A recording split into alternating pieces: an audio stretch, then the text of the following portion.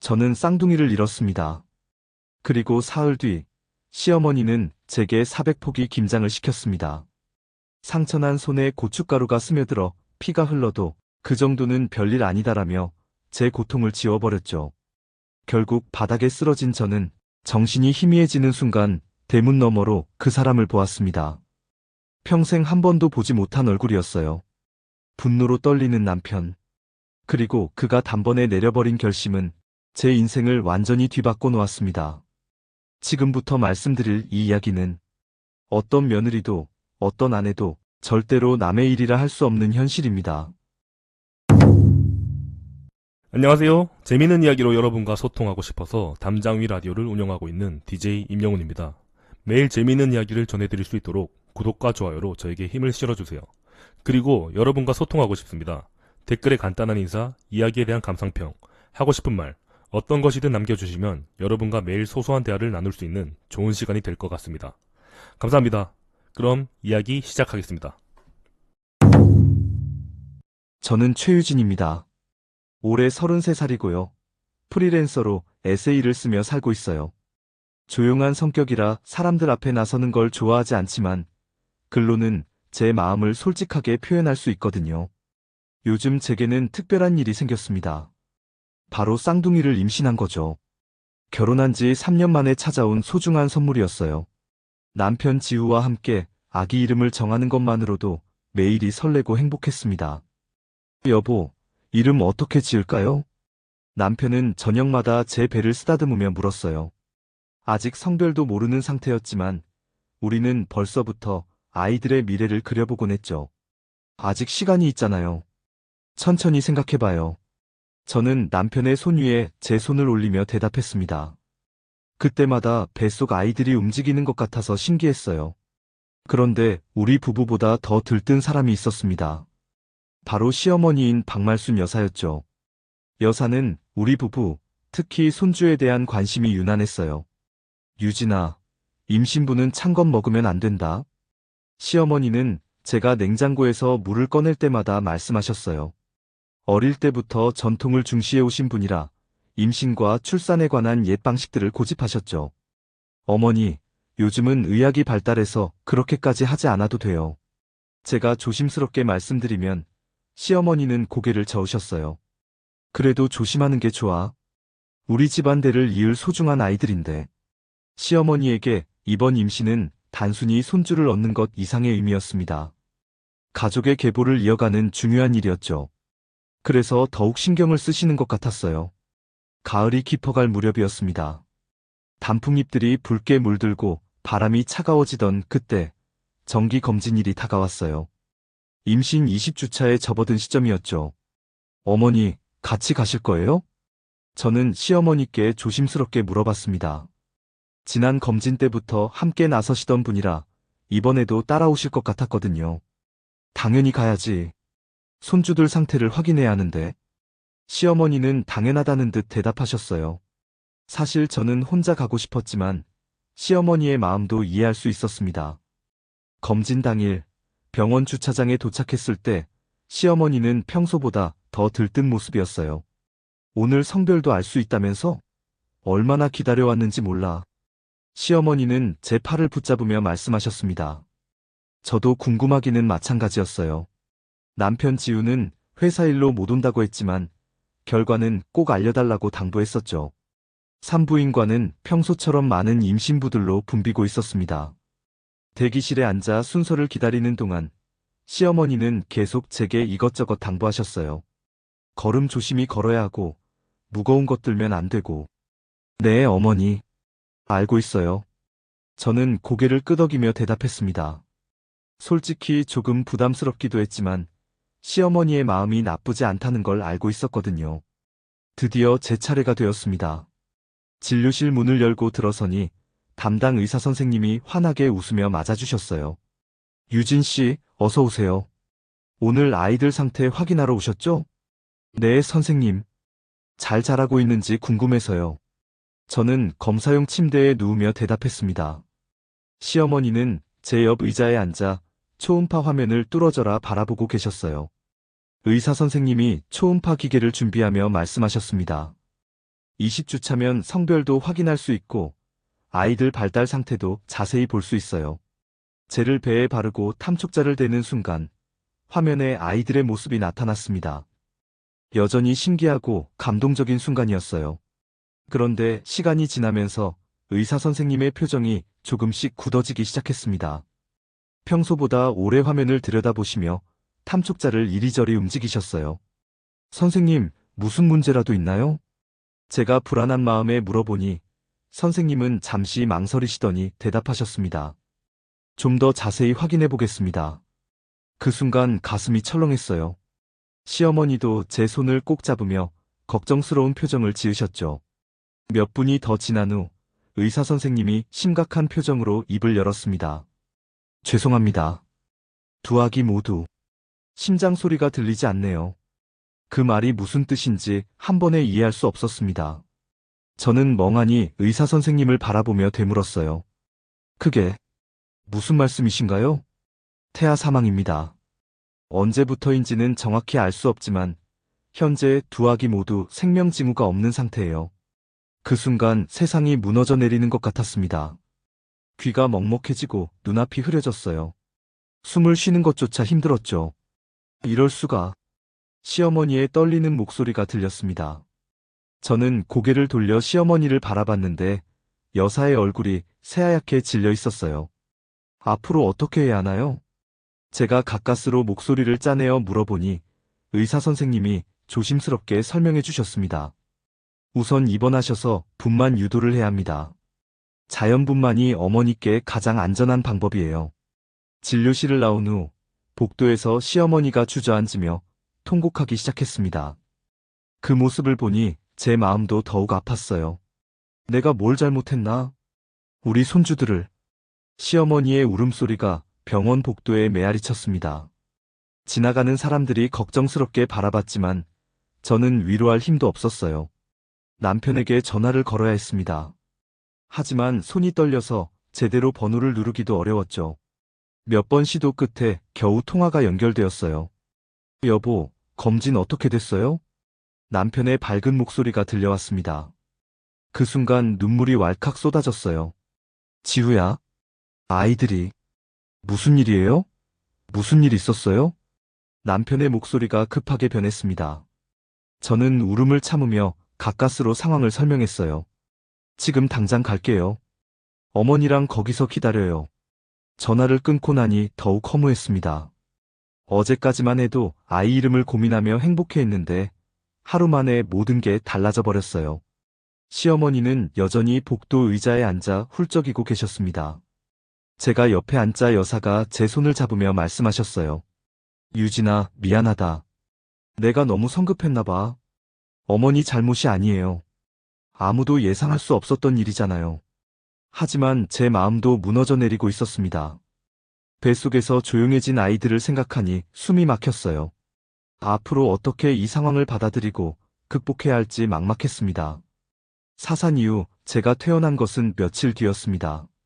몸은 여전히 아팠고 마음은 더욱 무거웠어요. 집으로 돌아오는 길, 남편 지후가 제 손을 꼭 잡아주었지만 그것만으로는 채워지지 않는 공허함이 있었습니다. 유진아, 괜찮아? 시간이 지나면 나아질 거야. 남편은 조용히 위로해 주었어요. 하지만 저는 괜찮지 않았습니다. 매일 밤 뱃속에서 느꼈던 아이들의 움직임이 그리워서 잠을 이룰 수 없었거든요. 시어머니 박말순 여사의 태도는 처음부터 달랐습니다. 병원에서는 저와 함께 울어주셨지만 집에 돌아온 후로는 마치 아무 일도 없었던 것처럼 행동하셨어요. 이제 지나간 일이니 빨리 정신 차려야지. 시어머니는 제가 거실 소파에 앉아 멍하니 있을 때마다 이렇게 말씀하셨습니다. 아직 몸도 제대로 회복되지 않았는데 벌써 일상으로 돌아가라는 뜻이었죠. 사산한 지 3일째 되는 날이었습니다. 아침 일찍 시어머니가 제 방문을 두드리셨어요. 유진아, 설거지 좀 해줘. 내 허리가 아파서 그래. 저는 아직 침대에서 일어나기도 힘든 상태였습니다. 하지만 시어머니의 말을 거절하기는 어려웠어요. 네, 어머니. 조금만 기다려주세요. 부엌에 나가니 전날 저녁에 쌓인 그릇들이 그대로 있었습니다. 찬물에 손을 담그는 순간 온몸이 떨렸어요. 아직 몸이 완전히 회복되지 않았다는 걸 실감했죠. 설거지를 마치고 거실로 나오니 시어머니가 달력을 보며 뭔가 계산하고 계셨습니다. 이제 김장철이 다가오네. 올해는 400포기 정도 해야겠어. 400포기라는 숫자가 제게는 막막하게 느껴졌어요.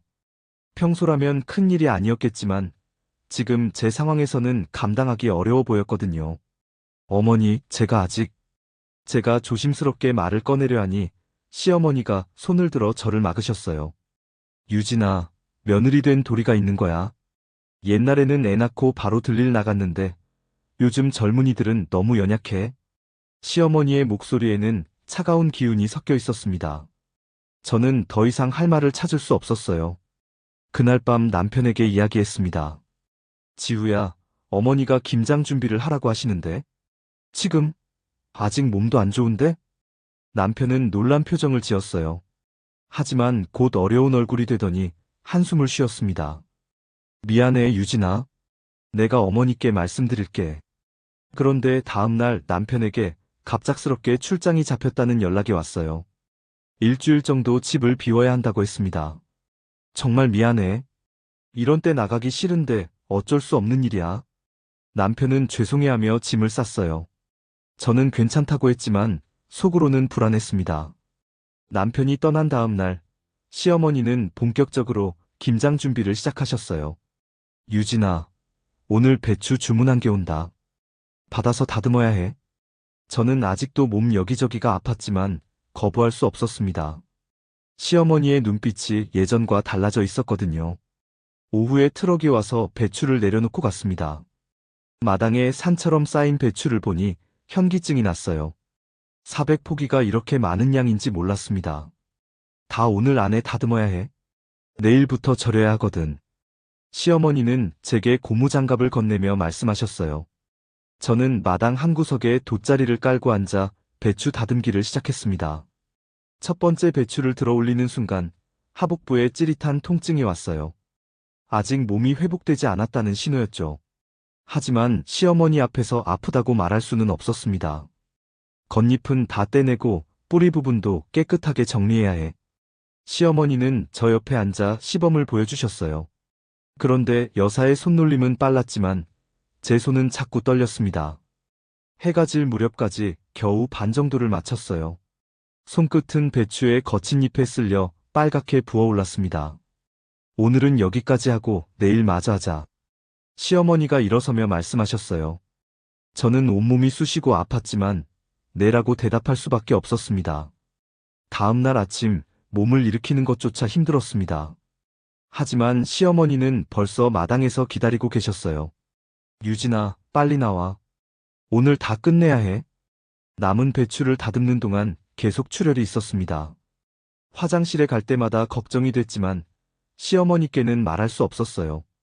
옛날 우리 때는 이런 일쯤은 아무것도 아니었는데.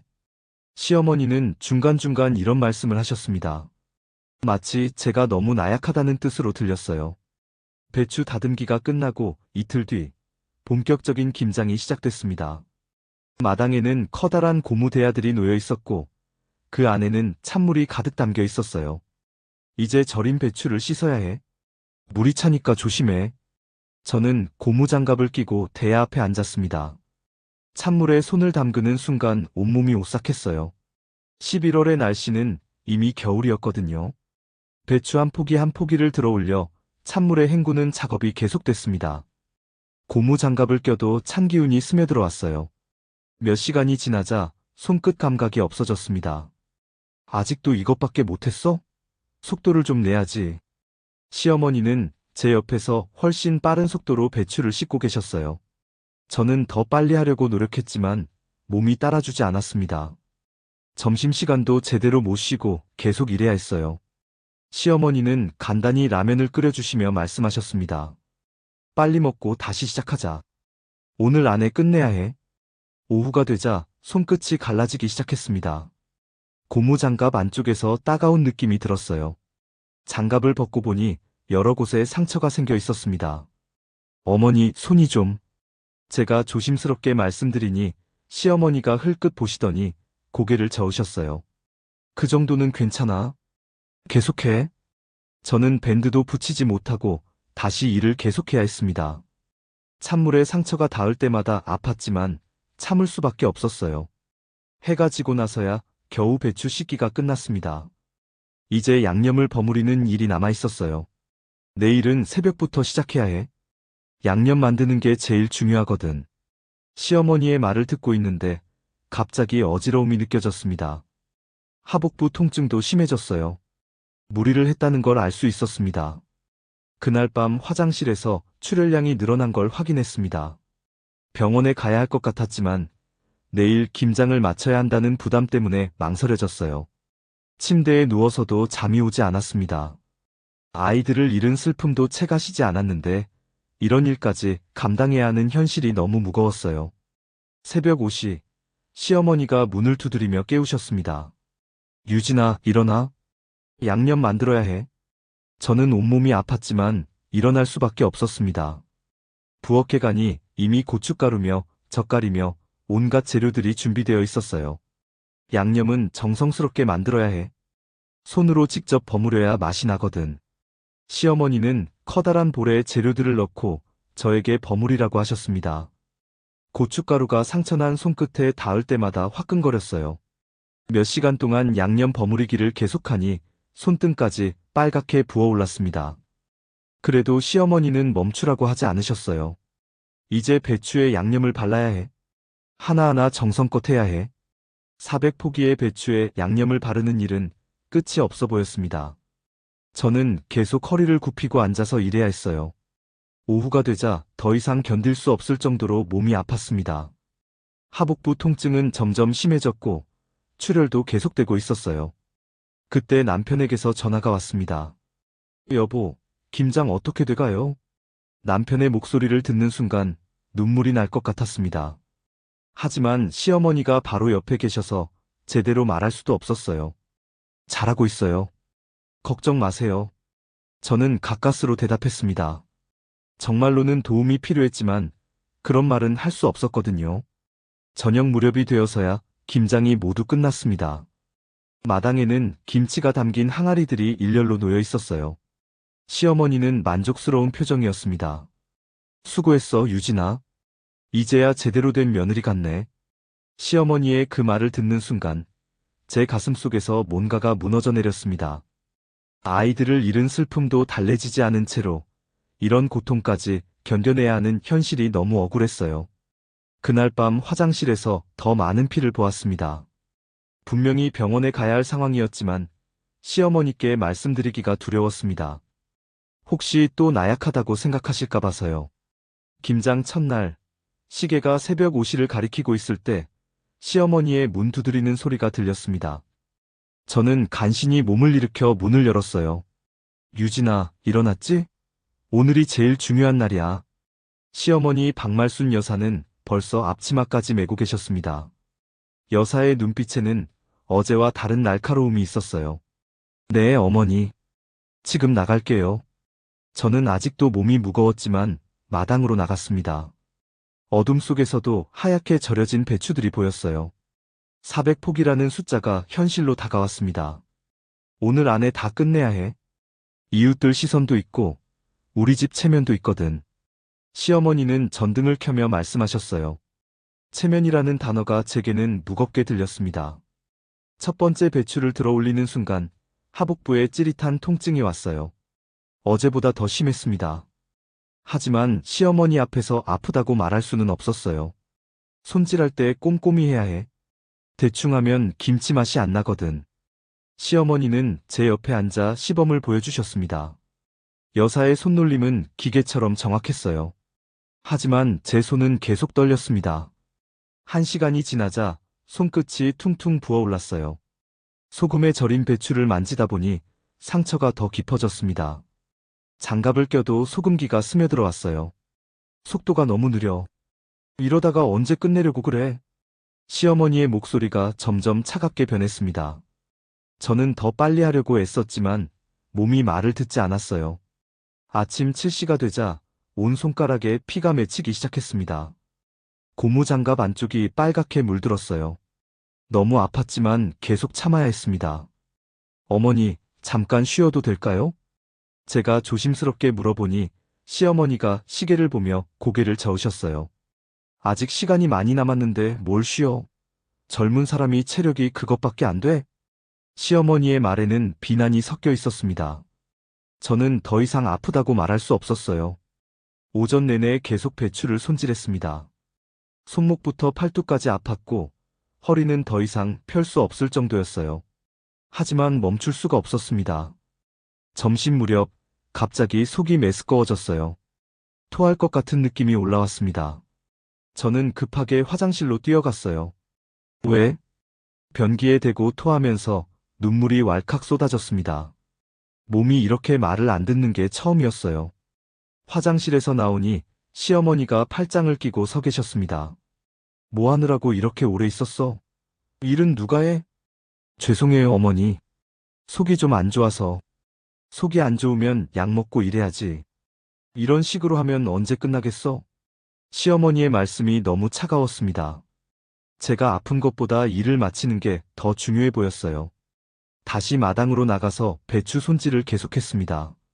토하고 나니 더 기운이 없었어요. 하지만 시어머니의 시선이 따가워서 쉴 수 없었습니다. 손에서 피가 나고 있네. 밴드 붙이고 계속해. 시어머니는 제 손을 보며 담담하게 말씀하셨어요. 마치 작은 상처 정도로 여기시는 것 같았습니다.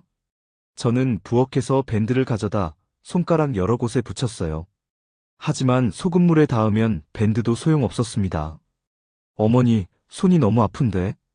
그 정도 가지고 뭘 그래? 옛날에는 훨씬 힘든 일도 했어. 시어머니는 제 말을 들으려 하지 않으셨습니다. 여사에게는 제 고통이 별것 아닌 것처럼 보였어요. 오후 2시쯤 손가락 마디마디에 통증이 퍼졌습니다.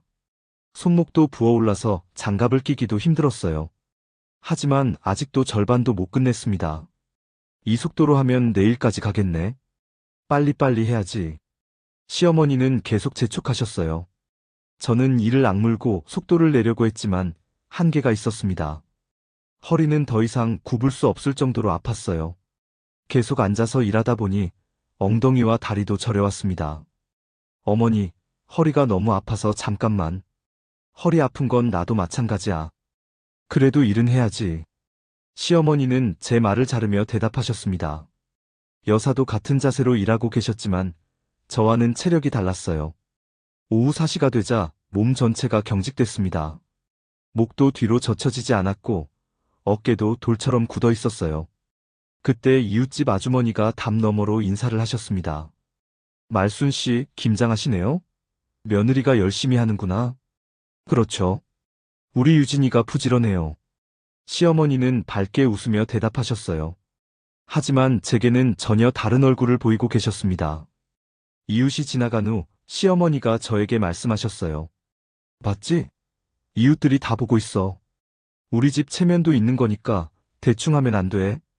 체면 때문에 제가 이런 고생을 해야 한다는 게 억울했습니다. 하지만 말할 수는 없었어요.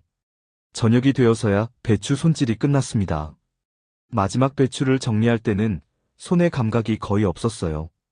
피와 소금물이 섞여서 장갑 안이 끈적했습니다. 내일은 양념 만들기부터 시작해야 해.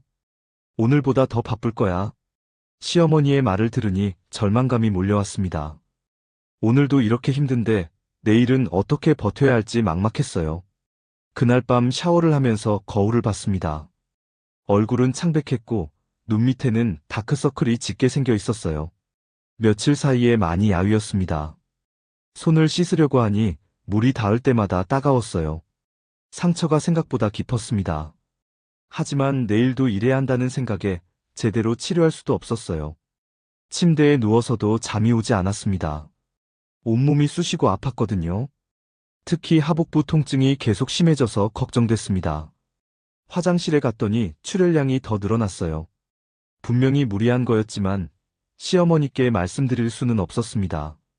새벽 3시쯤 너무 아파서 잠에서 깼어요. 손목과 어깨 통증이 심했습니다. 진통제를 먹고 싶었지만 부엌에 나가기도 힘들었어요. 다시 새벽 5시가 되었습니다. 시어머니의 문 두드리는 소리가 들렸어요. 저는 몸을 일으키기가 너무 힘들었습니다. 유진아, 왜 안 나와? 늦었어. 시어머니의 목소리에는 짜증이 섞여 있었습니다. 저는 억지로 몸을 끌어내어 문을 열었어요. 죄송해요, 어머니. 몸이 좀, 몸이 어떻다고? 젊은 사람이 그런 말 하는 거 아니야. 시어머니는 제 변명을 듣고 싶어 하지 않으셨어요. 여사에게는 제 건강보다 김장을 마치는 게 더 중요해 보였습니다. 마당에 나가니 어제 손질한 배추들이 가지런히 놓여 있었어요. 이제 양념을 만들어 버무려야 했습니다. 오늘은 정성스럽게 양념을 만들어야 해. 손맛이 중요하거든. 시어머니는 커다란 볼을 가져다 놓으며 말씀하셨어요. 그 안에는 고춧가루와 각종 젓갈이 들어 있었습니다. 저는 상처난 손으로 양념을 버무리기 시작했어요. 고춧가루가 상처에 닿을 때마다 화끈거렸습니다. 너무 아팠지만 참을 수밖에 없었어요. 손에 힘을 주고 꼼꼼히 섞어야 해.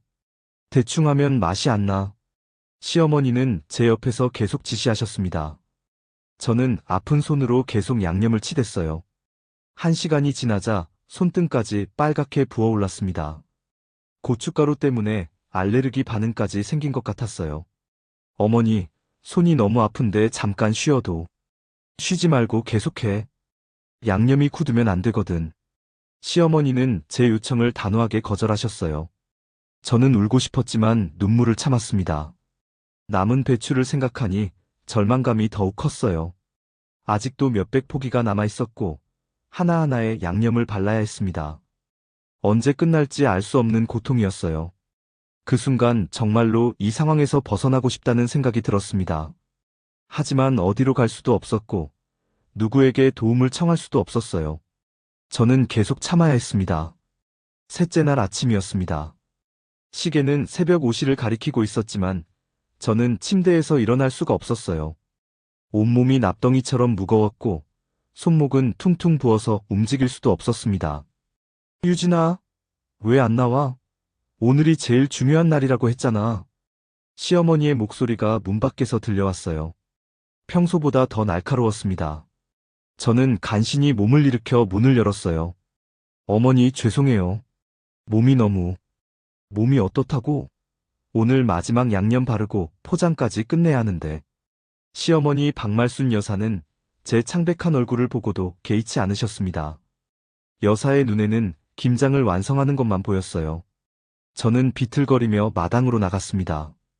어제 만들어둔 양념이 커다란 대야에 담겨 있었어요.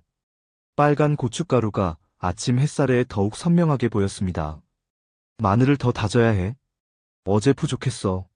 시어머니는 마늘 한 망을 제 앞에 놓으며 말씀하셨어요. 저는 칼을 들려고 했지만 손에 힘이 들어가지 않았습니다. 첫 번째 마늘을 다지는 순간 상처에서 피가 다시 배어나왔어요. 밴드는 이미 젖어서 소용없는 상태였습니다. 칼날에 핏방울이 떨어졌어요. 아, 피가. 제가 중얼거리니 시어머니가 흘끗 보시더니 고개를 저으셨습니다. 그 정도 가지고 뭘 그래? 계속해. 저는 피가 나는 손으로 계속 마늘을 다져야 했어요. 도마가 빨갛게 물들었지만 멈출 수가 없었습니다. 1시간이 지나자 손목 전체가 부어올랐어요. 장갑을 끼려고 해도 들어가지 않을 정도였습니다. 손가락은 더 이상 구부러지지도 않았어요. 이제 양념에 마늘을 섞어야 해. 손으로 직접 해야 맛이 나거든. 시어머니는 제게 커다란 볼을 밀어주셨습니다. 그 안에는 빨간 양념이 가득했어요. 저는 상처투성이인 손을 담글 수밖에 없었습니다. 고춧가루가 상처에 닿는 순간 비명을 지르고 싶을 정도로 아팠어요. 하지만 시어머니 앞에서 소리를 낼 수는 없었습니다. 저는 이를 악물고 참았어요. 섞을 때 힘을 주고 꼼꼼히 해야 해. 대충 하면 맛이 고르지 않아. 시어머니의 지시에 따라 저는 양념을 치댔습니다. 손이 너무 아파서 눈물이 계속 났어요. 하지만 멈출 수 없었습니다. 30분쯤 지나자 손등까지 빨갛게 부어올랐어요. 알레르기 반응까지 생긴 것 같았습니다. 손가락 마디마디에서는 계속 피가 배어나왔어요. 이제 배추에 양념을 발라야 해. 하나하나 정성스럽게 해야 하거든. 절인 배추들이 산처럼 쌓여 있었습니다. 400포기를 모두 손으로 발라야 한다는 현실이 절망적이었어요. 첫 번째 배추를 들어 올리는 순간 하복부에 극심한 통증이 왔습니다. 어제보다 훨씬 심했어요. 출혈도 계속되고 있었습니다. 하지만 시어머니는 저를 재촉하기만 했어요. 빨리빨리 해야지. 이웃들이 보고 있는데 늦으면 체면이 서지 않아. 저는 아픈 손으로 양념을 배추잎 사이사이에 발랐습니다. 소금에 절인 배추가 상처에 닿을 때마다 화끈거렸어요. 열 포기를 마칠 때쯤 어지러움이 느껴졌습니다. 하지만 시어머니는 쉬라고 하지 않으셨어요. 오히려 더 빨리 하라고 재촉했습니다. 이 속도로 하면 내일까지 가겠네. 손놀림이 너무 느려. 시어머니의 말에 저는 더욱 서둘렀어요. 하지만 손의 감각이 거의 없어서 제대로 할 수가 없었습니다. 점심시간도 제대로 못 쉬고 계속 일해야 했어요. 시어머니가 라면을 끓여주셨지만 숟가락을 들기도 힘들었습니다. 빨리 먹고 다시 시작해. 오늘 안에 끝내야 해. 저는 몇 숟가락 겨우 먹고 다시 일을 시작했어요. 하지만 속이 메스꺼워서 토할 것 같았습니다. 오후가 되자 더 이상 견딜 수 없었어요. 허리는 펼 수 없을 정도로 아팠고 손은 거의 마비 상태였습니다. 그때 배추에 양념을 바르다가 갑자기 눈앞이 캄캄해졌어요. 온몸에 힘이 빠지면서 그대로 바닥에 쓰러졌습니다. 유진아, 왜 그래? 시어머니의 놀란 목소리가 들렸지만 저는 의식을 잃어가고 있었어요. 귀가 먹먹하고 숨쉬기도 힘들었습니다. 바로 그때 대문이 열리는 소리가 들렸습니다. 어머니, 웬일이세요? 남편 장지우의 목소리였어요. 예정보다 일찍 출장해서 돌아온 것 같았습니다. 아, 지우야. 유진이가 갑자기 쓰러졌어. 시어머니의 당황한 목소리가 들렸어요. 저는 간신히 눈을 떴지만 몸을 일으킬 수가 없었습니다. 유진아, 괜찮아? 어디 아파?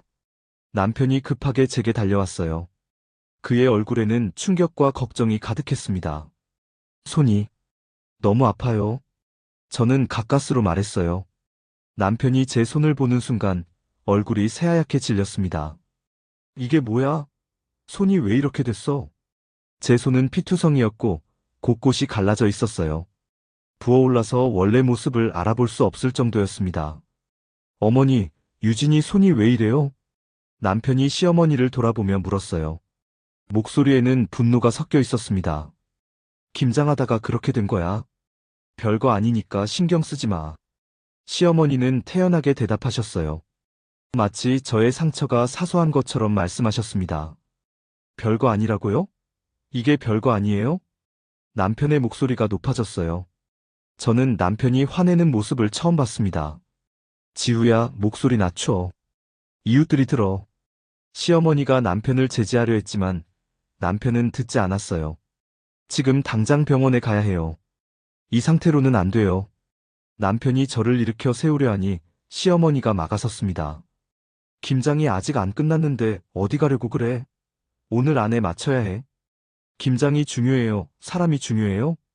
남편의 목소리에는 분노와 절망이 섞여 있었어요. 시어머니는 여전히 고집을 부리셨습니다. 김장 안 하면 겨우내 뭘 먹고 살려고 그래? 며느리 된 도리가.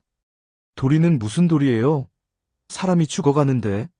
남편이 소리를 지르자 시어머니도 화를 내셨어요. 죽어간다는 게 뭐야? 그 정도 가지고 호들갑을. 어머니, 유진이가 얼마 전에 사산했는데 이런 일까지 시키시면 어떻게 해요? 남편의 말에 시어머니의 표정이 순간 굳어졌어요. 하지만 곧 고개를 저으셨습니다. 그래도 일은 해야지. 앉아서 우는 게 능사가 아니야. 지금 당장 병원 가요. 더 이상 못 봐주겠어요. 남편이 저를 안아 일으켜 세웠어요. 저는 너무 기운이 없어서 혼자 설 수도 없었습니다. 지우야, 김장이 안 끝났는데. 시어머니가 다시 막아서려 했지만 남편이 단호하게 말했어요. 김치보다 사람이 더 중요해요. 어머니도 이해해주세요. 남편은 저를 부축해서 대문 쪽으로 걸어갔습니다. 저는 걸음을 제대로 뗄 수가 없어서 남편에게 기대야 했어요. 차에 타면서 남편이 제게 물었어요. 유진아, 언제부터 이렇게 아팠어? 왜 진작 말하지 않았어? 말해도 소용없었을 것 같았어요. 저는 울먹이며 대답했습니다. 남편의 얼굴에는 죄책감이 가득했어요. 미안해. 내가 출장 가지 말았어야 했는데. 차가 출발하자 뒤에서 시어머니의 목소리가 들렸습니다. 김장 안 끝나면 어떻게 할 거야? 하지만 남편은 돌아보지 않고 계속 운전했어요. 저는 차 안에서 안도감과 함께 눈물이 왈칵 쏟아졌습니다. 괜찮아, 유진아. 이제 괜찮을 거야. 남편이 제 손을 잡으며 위로해 주었어요. 하지만 제 손은 너무 아파서 잡을 수도 없는 상태였습니다.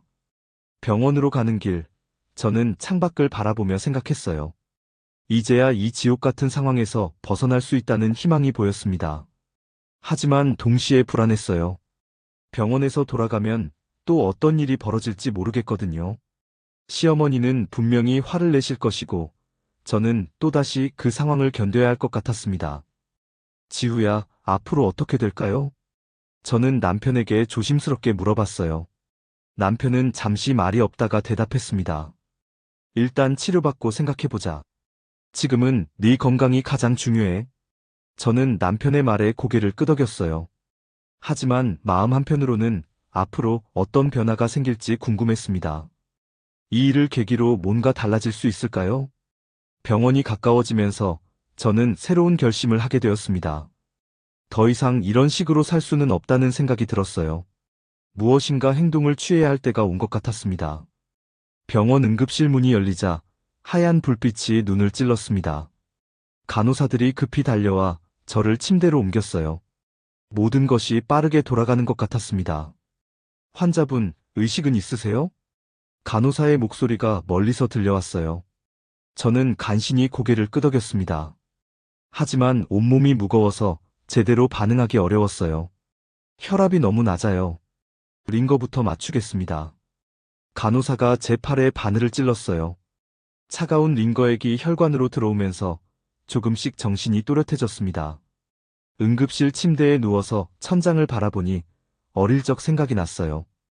열이 나서 병원에 갔을 때 어머니가 제 손을 잡고 계셨던 기억이요.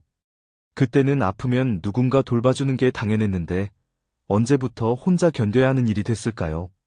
지금 몇 시예요? 제가 남편에게 물어보니 오후 3시라고 했습니다.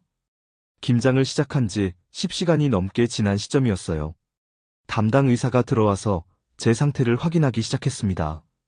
손목부터 팔꿈치까지 살펴보시더니 심각한 표정을 지으셨어요. 손에 상처가 너무 많네요. 감염 위험이 있어서 항생제를 투여해야겠습니다. 의사는 제 손을 자세히 들여다보며 말씀하셨어요. 고춧가루가 상처에 들어가서 염증이 심한 상태였습니다. 복부 통증도 있다고 하셨죠? 언제부터였나요? 사산 후 계속 있었는데 이틀 전부터 심해졌어요. 제가 대답하니 의사의 표정이 더욱 굳어졌습니다. 초음파 검사를 해보겠다고 하셨어요.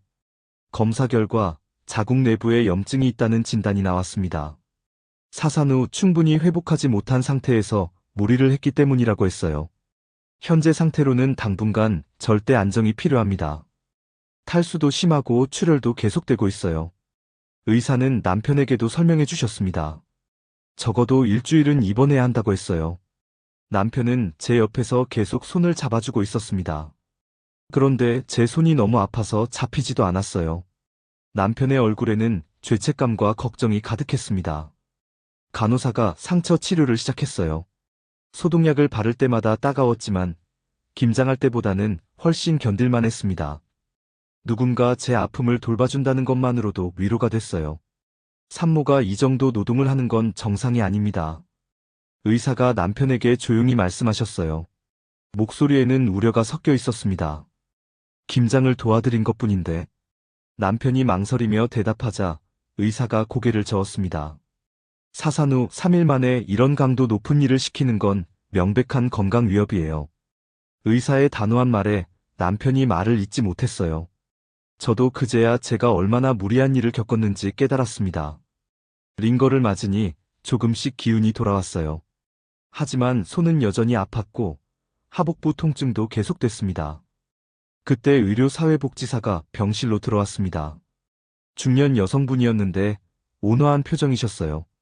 안녕하세요. 상황을 듣고 왔습니다. 괜찮으시면 잠깐 이야기할 수 있을까요? 사회복지사는 의자를 가져다 제 침대 옆에 앉으셨어요. 따뜻한 목소리로 제 상황을 물어보셨습니다. 저는 지난 며칠간의 일을 차근차근 설명했어요. 시어머니의 태도, 김장 노동의 강도, 제가 느낀 압박감까지 모든 걸 털어놨습니다. 산모에게 이런 수준의 노동을 강요하는 건 가정 내 학대에 해당할 수 있어요. 사회복지사의 말에 저와 남편 모두 놀랐습니다. 학대라는 단어가 너무 무겁게 느껴졌어요. 저희가 도울 수 있는 방법들이 있어요. 상담 프로그램도 있고 필요하다면 임시 거주지 지원도 가능합니다. 사회복지사는 여러 가지 옵션들을 설명해 주셨어요. 저는 그런 도움이 있다는 걸 처음 알았습니다. 남편은 사회복지사의 말을 들으며 계속 고개를 숙이고 있었어요. 자신이 저를 제대로 지켜주지 못했다는 걸 깨달은 것 같았습니다. 어릴 적 할머니 댁에서 김장하던 기억이 떠올랐어요. 그때는 모든 가족이 함께 즐겁게 했던 일이었는데 언제부터 이렇게 괴로운 일이 됐을까요?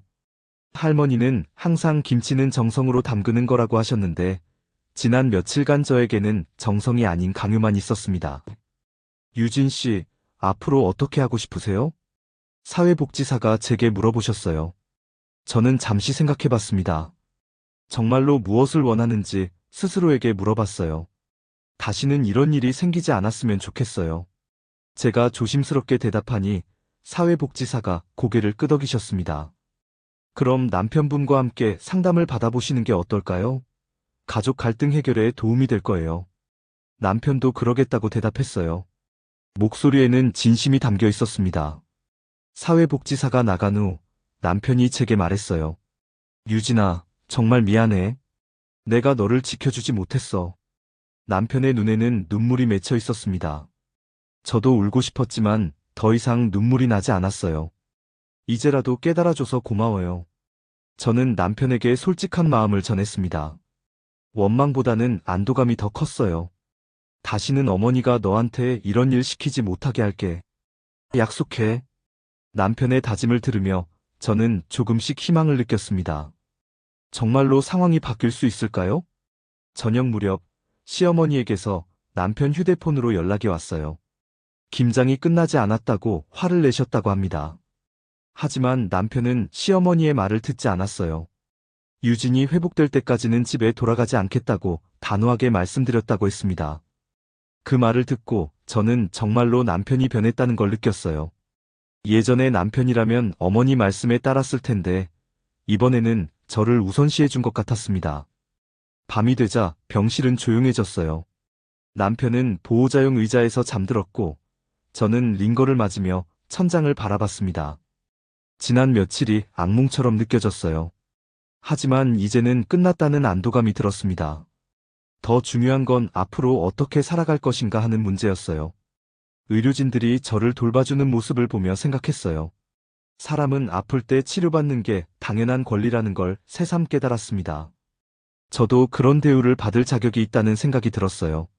상담을 받으면 정말로 달라질 수 있을까요? 시어머니와의 관계도 개선될 수 있을까요? 아직은 확신할 수 없었지만 최소한 혼자가 아니라는 걸 알았습니다. 남편도 변화하려고 노력하고 있고 전문가들의 도움도 받을 수 있다는 희망이 생겼어요. 이제 제가 어떤 선택을 하느냐에 따라 미래가 달라질 것 같았습니다. 링거가 떨어지는 소리를 들으며 저는 새로운 결심을 했어요. 더 이상 참기만 하는 사람이 되지 않겠다고요. 제 목소리를 내고 제 권리를 지키며 살아가겠다고 다짐했습니다. 입원한 지 사흘째 되는 날이었습니다. 아침 일찍부터 링거를 맞으며 회복에 집중하고 있을 때 병실 문이 열렸어요. 시어머니 박말순 여사가 들어오셨습니다. 유진아, 어떻게 지내고 있어? 시어머니는 제 침대 옆에 서서 물어보셨어요. 목소리는 평소와 다름없이 담담했습니다. 마치 며느리가 감기라도 걸린 것처럼 대하고 계셨어요. 네, 어머니. 많이 나아졌어요. 저는 조심스럽게 대답했습니다. 시어머니의 얼굴에서는 특별한 미안함이나 걱정을 찾을 수 없었어요. 남편 지우는 시어머니가 오시자 긴장한 표정이 됐습니다. 며칠 전 집에서 벌어진 일 때문에 아직 어색한 기류가 흘렀어요. 손은 어때? 많이 아파? 시어머니가 제 손을 흘끗 보시며 물어보셨습니다. 하지만 그 시선에는 진정한 관심보다는 형식적인 느낌이 강했어요. 아직 아프긴 해요. 상처가 깊어서.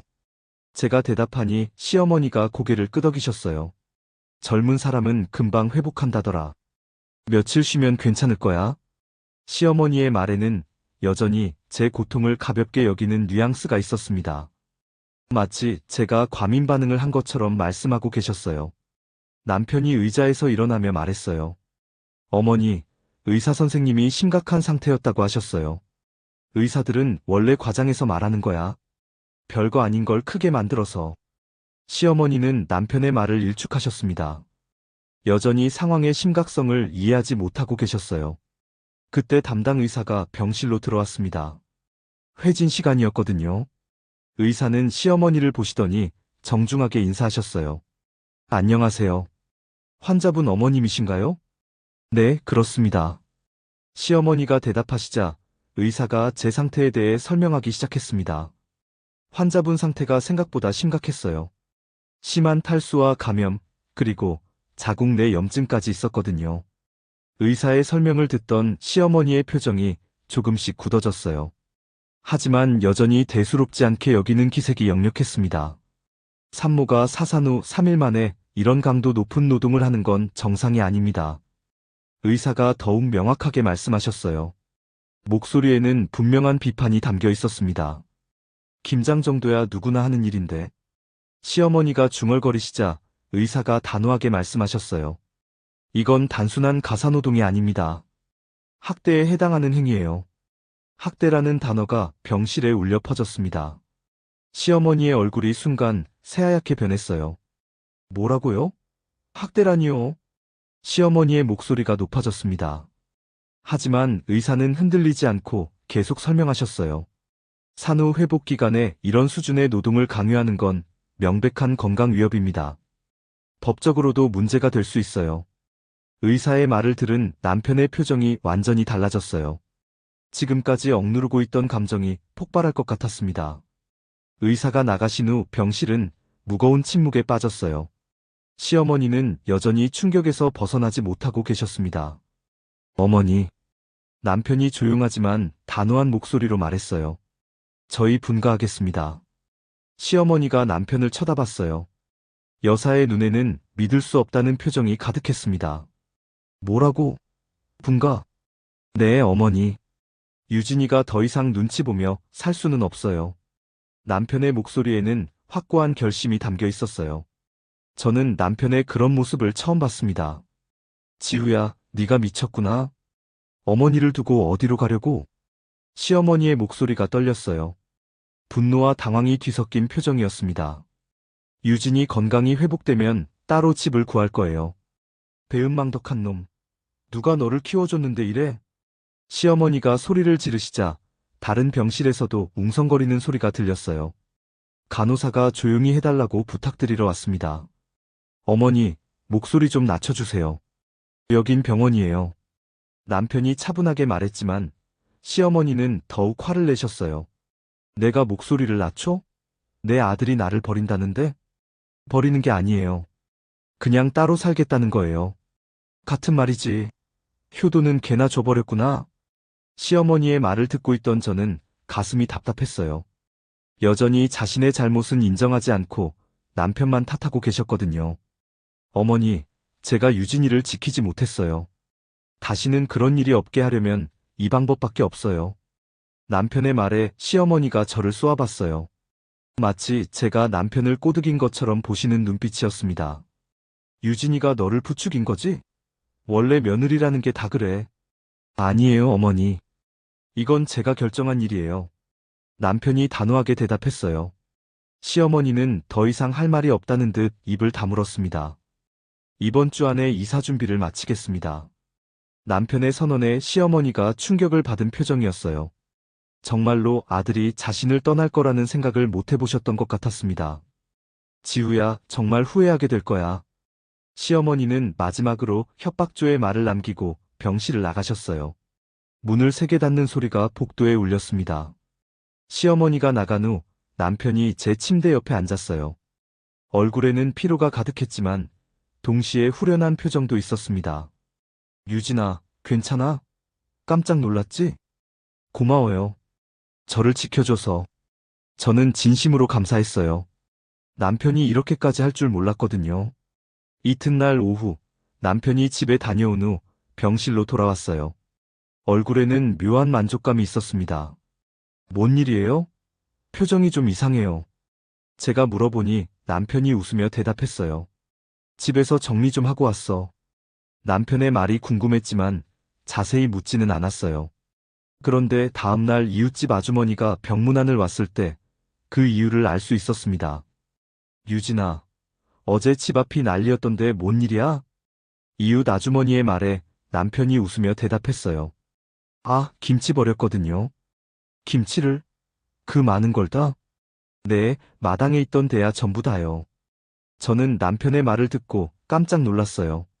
400포기로 만든 김치를 모두 버렸다는 거였거든요. 아주머니가 나간 후 남편에게 물어봤어요.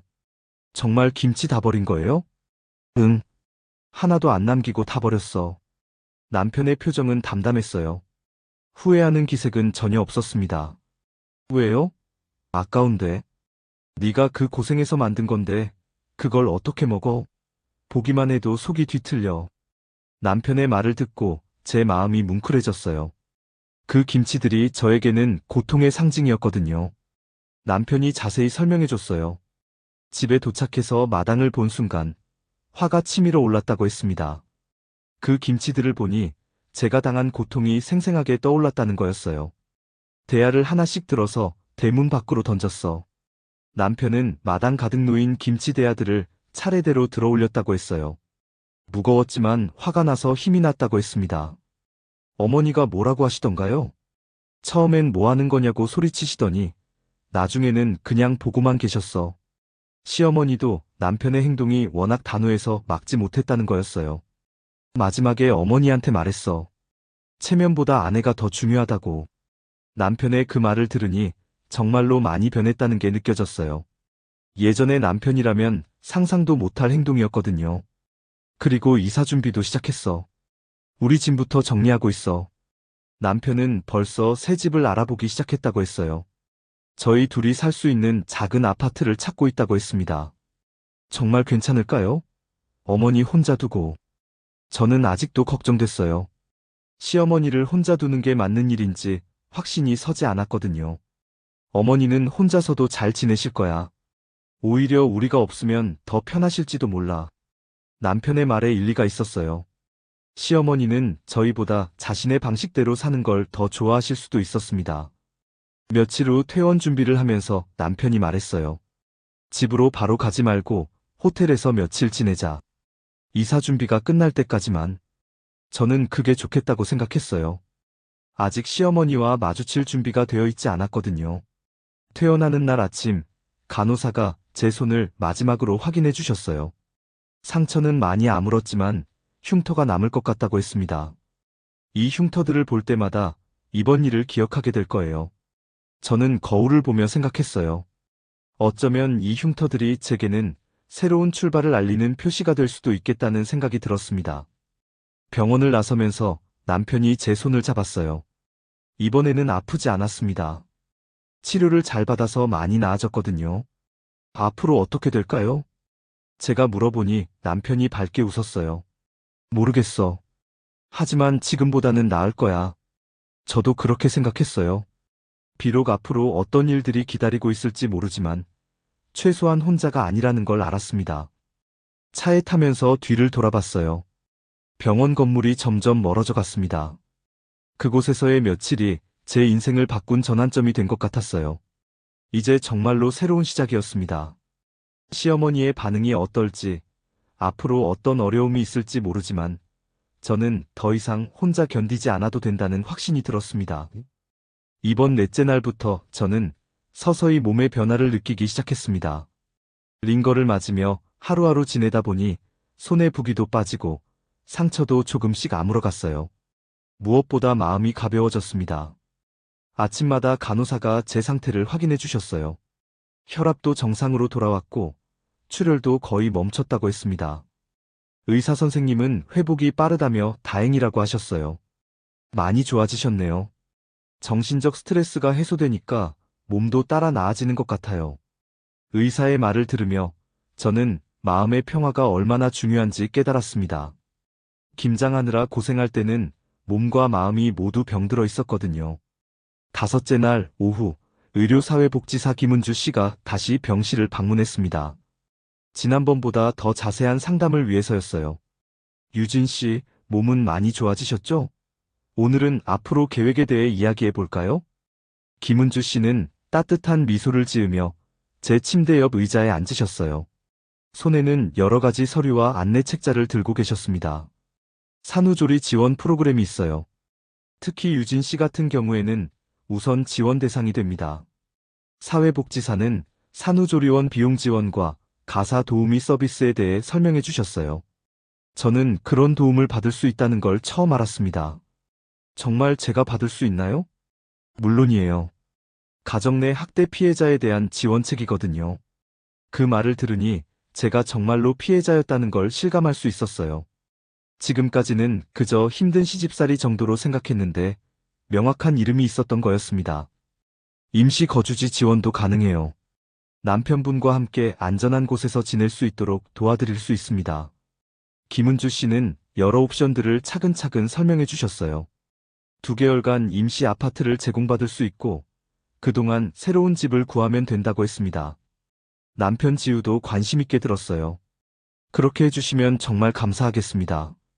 저희가 따로 집을 구할 때까지 시간이 필요거든요. 법적 상담도 받아보시는 게 좋겠어요. 혹시 시어머님 쪽에서 문제를 제기하시면 대응할 수 있도록요.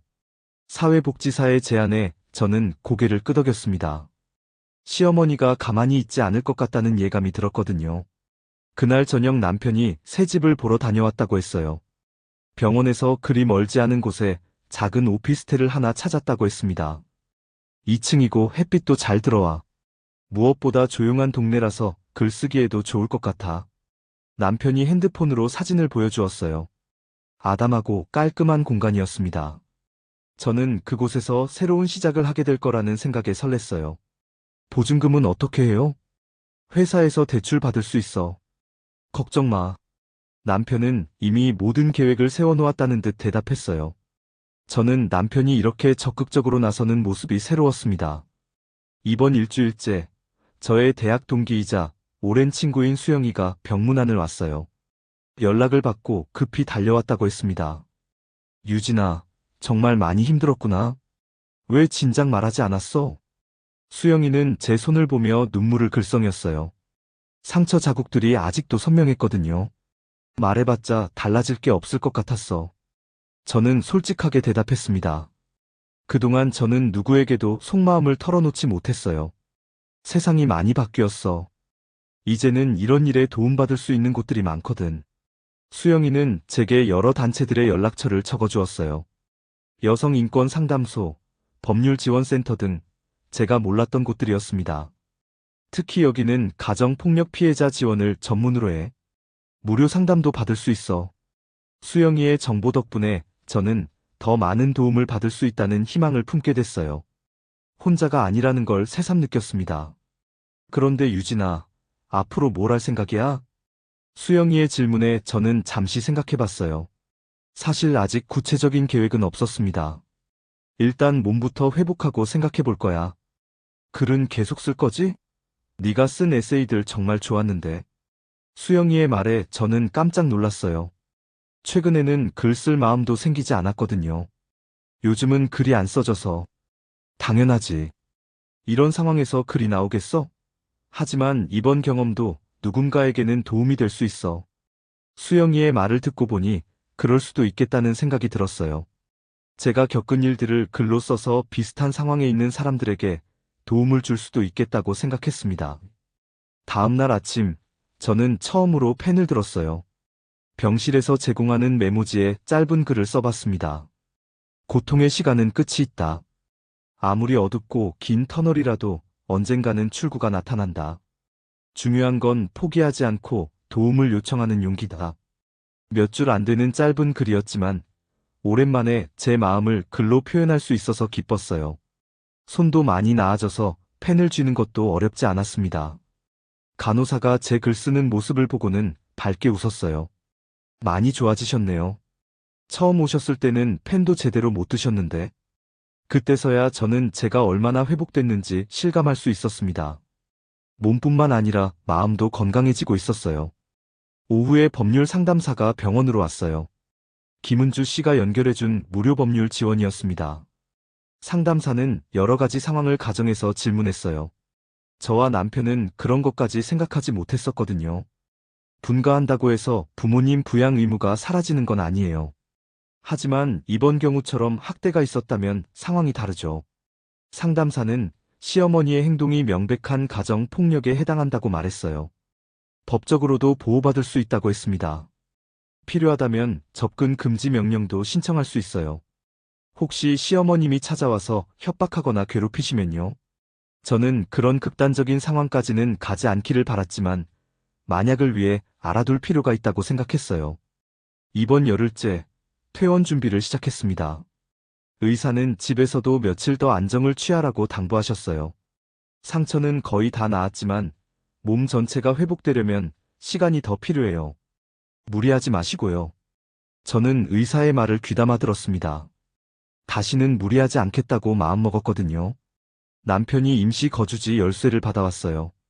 사회복지사가 도움을 줘서 깔끔한 오피스텔을 배정받을 수 있었습니다.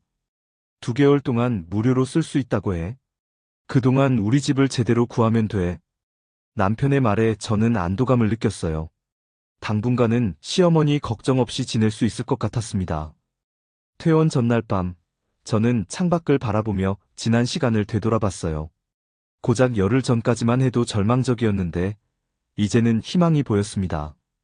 손에 남은 흉터들을 보니 아직도 그때의 고통이 생생했어요. 하지만 이제는 그 흉터들이 제가 견뎌낸 증거 같기도 했습니다. 나는 혼자가 아니다. 제가 가장 크게 깨달은 건 이거였어요. 세상에는 도움을 주려는 사람들이 생각보다 많다는 것, 그리고 도움을 요청하는 것이 부끄러운 일이 아니라는 것이었습니다. 아침 일찍 수영이가 다시 찾아왔어요. 퇴원을 축하한다며 꽃다발을 가져왔습니다. 이제 진짜 새 출발이네. 응원할게. 수영이의 격려에 제 마음도 따뜻해졌어요. 친구가 있다는 것만으로도 큰 힘이 됐습니다. 수영아, 고마워. 네가 없었으면 어떻게 했을까 싶어. 무슨 소리야? 친구 사이에 그런 말이 어디 있어? 우리는 서로 안아주며 작별을 했어요. 수영이는 언제든 연락하라며 당부하고 갔습니다. 짐을 정리하면서 저는 병원에서 쓴 메모들을 다시 봤어요. 치료받으면서 조금씩 써둔 생각들이었습니다. 고통은 나를 더 강하게 만들었다. 이제 나는 나 자신을 지킬 수 있다. 이 문장이 제가 가장 마음에 들어 했던 것이었어요. 정말로 그렇게 느꼈거든요. 오후에 퇴원 수속을 마치고 병원을 나섰습니다. 간호사들과 의료진이 배웅해 주셨어요. 건강하게 지내세요. 그리고 무리하지 마시고요. 저는 진심으로 감사 인사를 드렸습니다. 이분들이 없었다면 지금의 저는 없었을 거예요. 차에 타서 임시 거주지로 가는 길, 저는 새로운 다짐을 했습니다. 이제는 제 인생을 제가 결정하겠다고요. 누구의 눈치도 보지 않고 당당하게 살아가겠다고 마음먹었어요. 임시 거주지에 도착해서 문을 열었을 때 깨끗하고 밝은 공간이 저를 맞아주었습니다. 작지만 저희에게는 충분했어요. 어때? 마음에 들어? 남편이 물어보니 저는 환하게 웃었습니다. 정말 좋아요. 여기서 새로 시작하는 거죠? 응, 새로 시작하는 거야. 그날 밤 저는 오랜만에 편안하게 잠들 수 있었어요. 아무도 저를 깨우지 않고 아무도 일을 시키지 않는 평화로운 밤이었습니다. 하지만 마음 한편으로는 아직 끝나지 않았다는 생각도 들었어요. 시어머니가 과연 이대로 가만히 있을까요? 그리고 저희의 새로운 삶이 정말 순탄할 수 있을까요? 그런 걱정들이 있었지만 저는 더 이상 두렵지 않았습니다. 이제는 혼자가 아니었고 도움을 받을 방법도 알고 있었거든요. 무엇보다 저 자신을 지킬 수 있다는 자신감이 생겼어요. 임시 거주지에서 보낸 첫날 밤은 정말 오랜만에 평화로웠습니다. 아무도 저를 깨우지 않았고 아무도 일을 시키지 않았어요. 단순한 일상이었지만 저에게는 기적 같았습니다. 다음 날 아침, 남편과 함께 근처 카페에 가서 커피를 마셨어요. 제가 직접 메뉴를 고르고 원하는 만큼 천천히 마실 수 있다는 것만으로도 행복했습니다. 이제 정말 우리만의 집을 구해야겠어.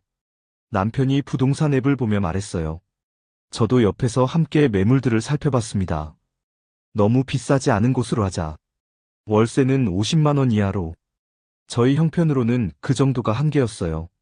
남편 혼자 벌어서는 넉넉하지 않았거든요. 일주일 후, 저희는 지하철역에서 도보 10분 거리에 있는 작은 원룸을 구했습니다. 15평 정도의 아담한 공간이었지만 저희에게는 충분했어요. 이사하는 날, 짐이 많지 않아서 하루 만에 모든 것을 옮길 수 있었습니다. 시어머니 집에서 가져온 건 저희 옷가지와 몇 권의 책뿐이었어요. 이제 정말 우리 집이네. 새 집 열쇠를 받고 문을 열었을 때 저는 감격했습니다. 작지만 온전히 저희만의 공간이었거든요. 남편은 며칠 후 시어머니께 전화를 드렸어요. 저희가 독립한다는 걸 정식으로 알려드리기 위해서였습니다. 어머니, 저희 따로 살기로 했어요. 앞으로 연락드리지 않을 거예요. 남편의 목소리는 단호했습니다. 시어머니가 뭐라고 하셨는지는 모르지만 남편은 끝까지 자신의 뜻을 굽히지 않았어요. 전화를 끊고 나서 남편이 저에게 말했어요. 이제 정말 끝이야. 우리만 생각하고 살자. 저는 남편의 손을 꼭 잡았습니다. 마침내 자유로워진 것 같았어요. 경제적으로는 빠듯했지만 저희는 나름대로 방법을 찾아갔습니다. 남편은 야근이 적은 다른 회사로 이직을 준비했어요. 연봉은 조금 적어지지만 시간 여유가 생길 거야. 유진이 회복할 시간도 필요하고 남편의 배려가 고마웠습니다. 돈보다 저를 우선시해주는 마음이 느껴졌어요. 한 달 후 남편이 새 직장에 출근하기 시작했습니다. 9시 출근 6시 퇴근의 규칙적인 생활이었어요. 야근도 거의 없다고 했습니다. 저는 그 시간 동안 집에서 쉬면서 몸을 회복시켰어요. 손의 흉터도 많이 나아졌고 하복부 통증도 거의 사라졌습니다. 어느 날 오후 저는 오랜만에 노트북을 켰습니다. 글을 써보고 싶다는 생각이 든 거예요. 처음에는 무엇을 써야 할지 막막했습니다. 그러다 지난 시간들이 떠올랐어요. 김장하며 겪었던 고통, 병원에서의 회복, 그리고 지금의 평화로운 일상까지. 모든 것이 글감이 될 수 있다고 생각했습니다. 첫 번째 글의 제목은 김치와 자유였어요. 제가 겪었던 일을 있는 그대로 써내려갔습니다.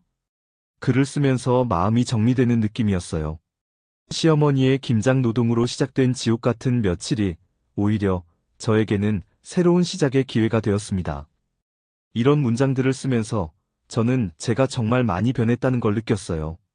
예전이라면 이런 이야기를 남들에게 하는 것도 부끄러워했을 텐데, 이제는 당당하게 털어놓을 수 있었습니다. 글을 다 쓰고 나서 남편에게 보여줬어요. 어떤 것 같아? 남편이 글을 읽더니 진지한 표정이 되었습니다. 정말 잘 썼어. 비슷한 상황에 있는 사람들에게 큰 도움이 될 거야. 남편의 격려에 저는 용기를 얻었어요. 이 글을 온라인에 올려보기로 했습니다. 블로그에 글을 올린 후 반응이 생각보다 뜨거웠어요. 댓글들을 읽어보니 저와 비슷한 경험을 한 사람들이 많다는 걸 알 수 있었습니다. 저도 시집살이가 너무 힘든데 글 읽고 용기를 얻었어요. 어떻게 그 상황에서 벗어날 수 있었는지 궁금해요. 이런 댓글들을 보면서 저는 제 경험이 헛되지 않았다는 생각이 들었어요. 누군가에게 도움이 될 수 있다는 것만으로도 보람을 느꼈습니다. 그 후로 저는 꾸준히 글을 썼어요. 회복 과정에서 느낀 점들, 새로운 삶에 대한 소감들을 솔직하게 적었습니다. 독자들의 반응도 점점 좋아졌어요. 2달 후 출판사에서 연락이 왔습니다. 제 글들을 모아서 책으로 내보자는 제안이었어요. 정말요? 제가 책을 낼 수 있어요? 네, 요즘 이런 주제에 관심이 많거든요. 실제 경험담이라서 더 생생하고요. 편집자의 말을 듣고 저는 꿈을 꾸는 것 같았어요.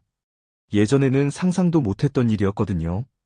남편도 제 소식을 듣고 정말 기뻐했어요. 봐, 네가 겪은 일들이 이렇게 의미가 있잖아. 정말 자랑스러워. 책 출간 준비를 하면서 저는 더욱 열심히 글을 썼어요. 제 이야기가 더 많은 사람들에게 전해질 수 있다는 것이 기뻤습니다. 계절이 바뀌어 봄이 왔어요. 집 근처 공원에는 벚꽃이 피기 시작했습니다. 남편과 함께 산책을 나갔을 때 저는 정말 행복했어요.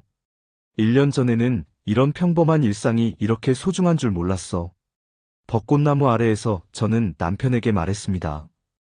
햇살이 따뜻하게 내리쬐는 오후였어요.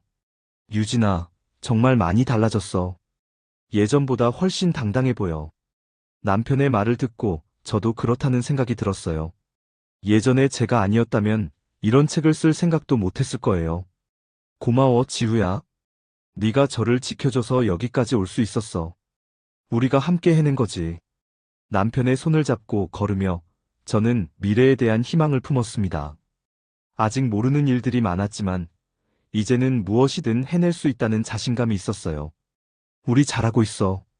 앞으로 더 잘할 거야. 제가 말하니 남편이 환하게 웃었습니다. 당연하지. 우리 이제 시작이야. 공원을 한 바퀴 돌고 집으로 돌아가는 길, 저는 손에 남은 흉터들을 봤어요. 아직도 선명했지만 이제는 부끄럽지 않았습니다. 오히려 제가 견뎌낸 증거 같았어요. 그날 밤 저는 새로운 글을 썼습니다. 제목은 새로운 시작이었어요. 때로는 가장 어둡고 절망적인 순간이 새로운 출발의 신호가 되기도 합니다. 중요한 건 포기하지 않는 것, 그리고 도움을 요청할 용기를 갖는 것입니다. 저는 이제 제 인생의 주인공이 되었습니다. 이 문장을 쓰면서 저는 정말로 그렇다는 확신이 들었어요.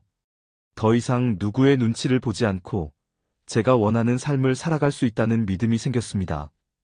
밤늦게 글을 마치고 침대에 누웠을 때 남편이 저를 안아주었어요. 따뜻하고 안전한 느낌이었습니다. 내일은 또 어떤 하루가 될까? 제가 중얼거리니 남편이 대답했어요. 분명히 좋은 하루가 될 거야. 창밖으로 달빛이 스며들었어요. 고요하고 평화로운 밤이었습니다. 저는 내일이, 그리고 앞으로의 모든 날들이 기대됐어요. 이제 저는 알고 있었습니다. 진짜 행복은 거창한 것이 아니라 이런 소소한 일상에 있다는 것을, 그리고 그런 일상을 지켜낼 수 있는 건 바로 제 자신이라는 것을요. 고통스러웠던 지난 날들이 결국 저를 더 단단하고 지혜로운 사람으로 만들어 주었습니다. 이제 저는 당당하게 말할 수 있어요. 저는 제 삶의 주인공입니다. 오늘 이야기는 어떠셨나요? 이야기를 듣고 느낀 점이나 혹시 마음에 드시지 않는 부분이 있었다면 다음에 더 발전된 모습으로 여러분을 찾아뵐 수 있도록 댓글로 말씀해주세요. 끝까지 이야기를 들어주셔서 정말 감사합니다. 저는 언제나 이곳에서 여러분을 기다리고 있겠습니다. 생각나실 때면 언제든지 담장위 라디오에 들러주세요. 감사합니다. 지금까지 담장위 라디오 DJ 임영운이었습니다. 여러분 행복한 하루 보내세요.